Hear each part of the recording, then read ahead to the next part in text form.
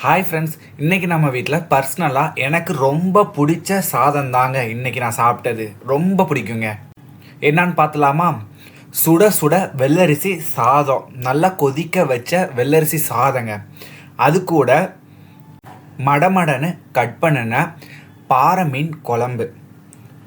அதில் நம்ம வீட்டு மரத்தில் காய்ச்ச முருங்கைக்காய், மாங்காய், பாறை மீனை நல்லா ஸ்லைஸாக கட் பண்ண குழம்புங்க. இதுவுமே நல்லாயிருக்கும். அதுக்கப்புறம் நல்லா காரசாரமாக கொத்தவரங்காய் வத்தல் போட்டு, மொச்சக்கொட்டை கடலை போட்டு, அது கூட உருளைக்கிழங்குலாம் போட்டு அடமாங்காய் போட்ட குழம்பு. இந்த குழம்பு இருந்தால் எவ்வளோ சாதம் வேணாலுமே சாப்பிட்லாங்க. அவ்வளோ ருசியாக இருக்கும். நல்லா வரன்னு மசாலாலாம் போட்டு வறுத்து வச்ச பாறை மீன் குழம்பு. வறுத்த மீன் இல்லாமல் நமக்கு சாப்பாடு இறங்குமா? எப்படி இறங்கும்? அதனால தான் கொஞ்சம் மீனை எடுத்து அப்படியே வறுத்தாச்சு. உங்களுக்கு இந்த சாப்பாடெலாம் பிடிக்குன்னா நம்ம சேனலுக்கு ஒரு சப்ஸ்கிரைப் மட்டும் பண்ணுங்கள் ஃப்ரெண்ட்ஸ். ஒரே ஒரு முட்டை இல்லாமல் நமக்கு சாப்பாடு கிடையாது. அதனால் ஒரு சின்னதாக முட்டை. இதுதான் ஃப்ரெண்ட்ஸ் இன்றைக்கி நம்மளோட தட்டு. பாய், நெக்ஸ்ட் வீடியோவில் பார்க்கலாம். தேங்க்யூ.